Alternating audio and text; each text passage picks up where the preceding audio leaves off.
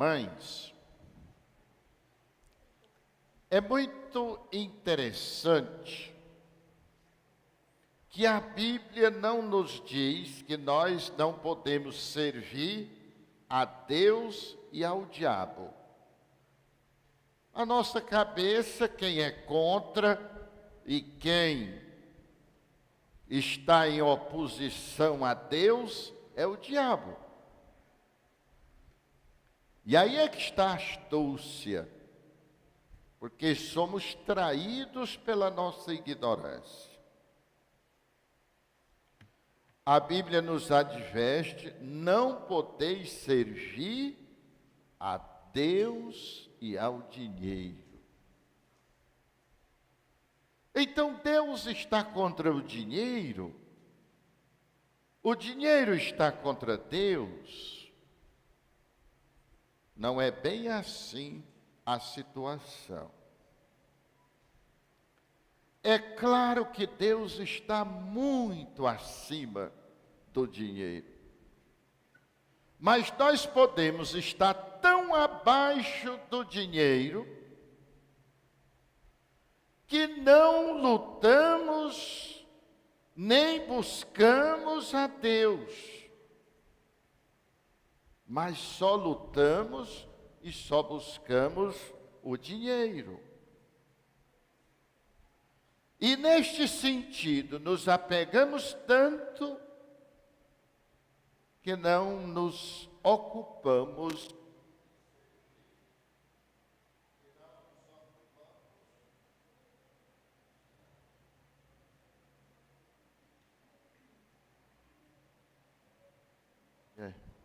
que não nos ocupamos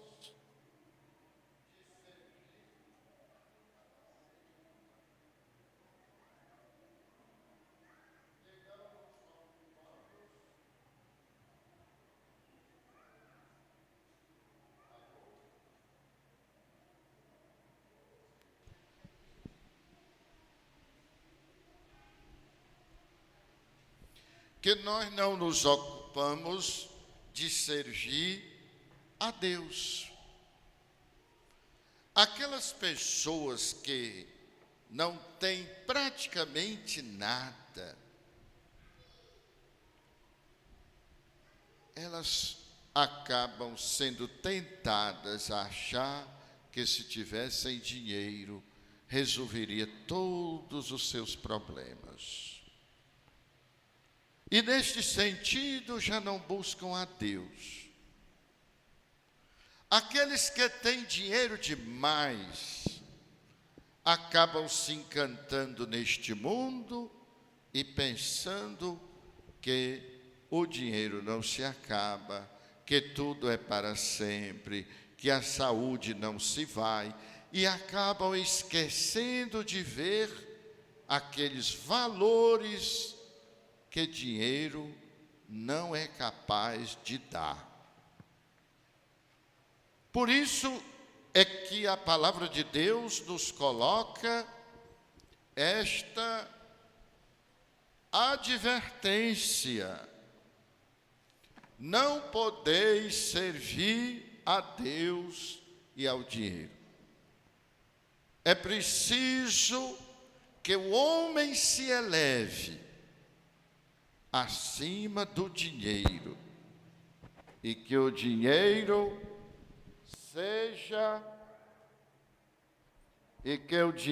seja um servo do homem, e não o homem um servo do dinheiro. A igreja propõe, a partir da mesma palavra de Deus, o dízimo como uma forma de equilibrar o ser humano, mostrando ao ser humano que todo o seu dinheiro não é capaz de solucionar os seus problemas. E por isso ele pode tirar 10% do seu dinheiro e colocar nas mãos de Deus com toda confiança, porque só Deus tem a possibilidade de resolver todas as nossas dificuldades. Portanto, Deus não se opõe ao dinheiro. O dinheiro não se opõe a Deus. Mas o homem, se abaixa demais, ele coloca o dinheiro acima dele e já não busca Deus, nem faz do dinheiro uma possibilidade de servir a Deus e aos irmãos. O Evangelho também nos coloca que um homem foi acusado de não administrar bem os bens do seu patrão. E o patrão o chamou. E ele entendeu que seria colocado fora, porque de fato estava agindo mal. Mas ele pensou, o que eu vou fazer? E teve uma saída honrosa. Imediatamente, ele corrigiu a sua malversação. E Jesus não elogia a atitude de errar, mas elogia e se alegra com a capacidade de se corrigir com rapidez. É uma coisa que a gente observa, que as pessoas que às vezes não têm nenhuma ligação com a igreja, não têm nenhuma ligação com o Evangelho, elas se sentem responsáveis pelos seus problemas. E quando eles surgem, elas se mobilizam, não se fazem de vítima, assumem uma atitude em busca da solução. Já as pessoas de igreja não. Eu agrido você, mas quando vem a resposta eu digo assim, mas você tem que me perdoar, porque Jesus mandou perdoar. Sim, é verdade. Jesus mandou perdoar. Mas Jesus também disse que ninguém chame o irmão de patife, que ninguém agrida o outro, que ninguém seja injusto. Eu digo com toda sinceridade a vocês, quando eu encontro uma pessoa que tudo ela quer que Deus resolva, eu não contrato para ser meu funcionário.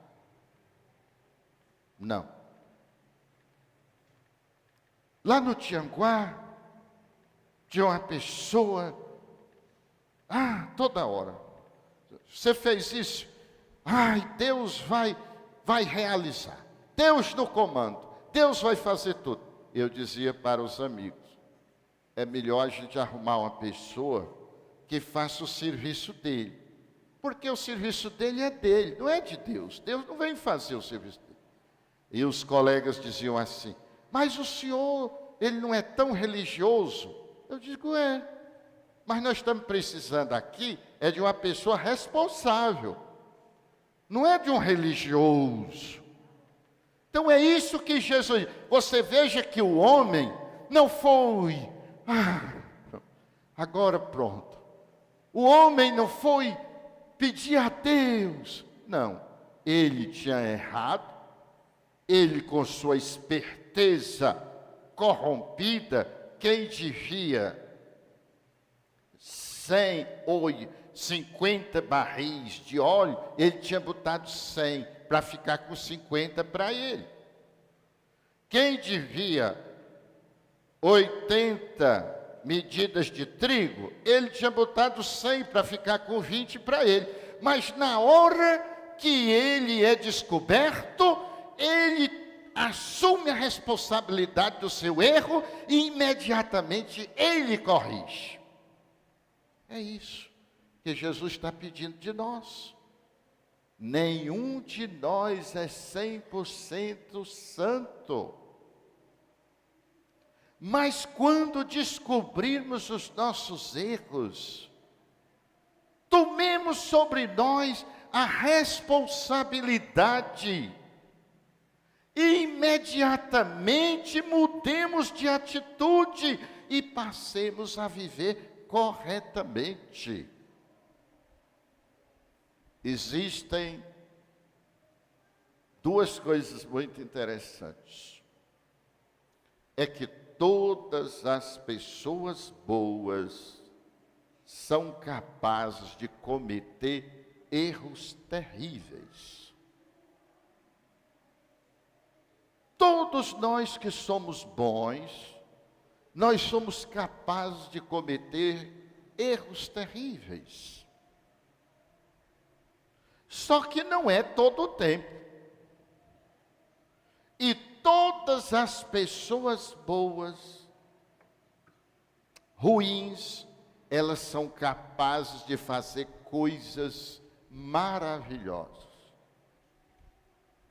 Eu trabalhei fazendo pastoral no presídio Paulo Sarazate, lá em Aquiraz, a grande fortaleza. Eu vi prisioneiros que eu sabia que tinham matado, esquartejado, pessoas que não eram em briga, iam lá roubar e matava, esquartejava as pessoas. E não era só uma vez que tinha feito isso. E vi estas mesmas pessoas com o sobrinho nos braços, acariciando, beijando e chorando, quando a irmã pegava o sobrinho e levava, e eles ficavam presos. As pessoas, por mais ruins que sejam, elas não perdem a capacidade de ser boas em alguns momentos. As pessoas boas, por melhor que sejam, elas não perdem a capacidade de serem ruins em alguns momentos. Agora, tem duas coisas que não acontecem. Uma pessoa boa, ela não consegue ser ruim por muito tempo. Eu costumo sempre dizer, tudo se pode fazer uma vez. Agora, se fizer duas, daí por diante, só não faz três se não tiver oportunidade. Vocês sabem que eu, como padre, eu ando por dentro das pessoas, não é ao lado. Eu sei, porque as pessoas se abrem para mim. É possível que uma mulher boa, santa, sincera, em algum momento de sua vida, ela tenha traído o seu marido. Em algum momento. E se tiver traído uma vez em algum momento, ela se torna mais santa e mais fiel e mais autêntica do que antes, porque ela percebe que ela tem uma fraqueza e ela se afasta daquela fraqueza.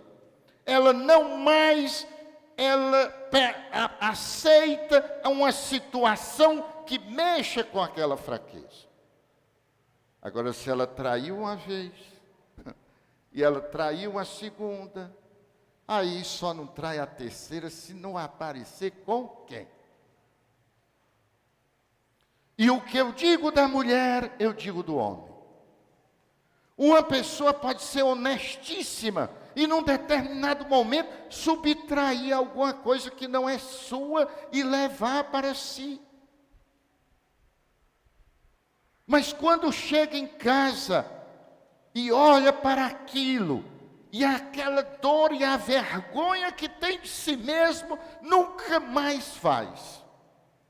Mas se ela passar a mão uma vez, e passar a segunda. E se der bem, não deixe nada perto, porque leva uma terceira, uma quarta e sempre. O grande problema de quem é ruim é que ele não consegue ser bom por muito tempo. Ele consegue ser bom por um momento, em algum momento, mas ser bom por muito tempo não consegue.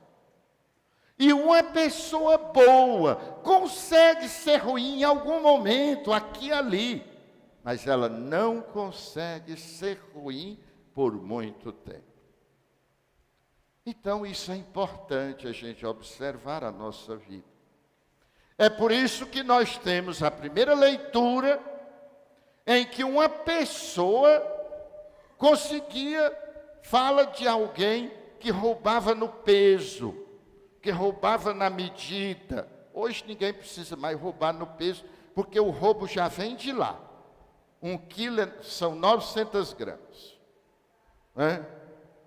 A gente vai comprar 1 quilo de leite, são 800 gramas, não é 1 quilo. Então, não precisa, mas antes tinha a balança. E tinha gente que furava o peso para ficar um buraquinho. Ali era 50 gramas, não sei quantas vezes durante o dia, quanto não dava. E a leitura que foi feita, a primeira, diz que quando chegava o sábado e o domingo, as pessoas ficavam chateadas, porque naqueles dias ninguém vinha comprar, não tinha como eles enrolar a ninguém. Ou seja, eram pessoas que eram boas, eram ruins, mas pelo menos 2 vezes por semana eram boas, porque não podiam estar fazendo o que era errado. E Jesus coloca agora uma pessoa que parece que era boa, mas a oportunidade foi se acostumando, foi fazendo, mas quando bateu a consciência de si mesmo, chamada a atenção, imediatamente se corrige. E Jesus elogia, porque nós também precisamos disso.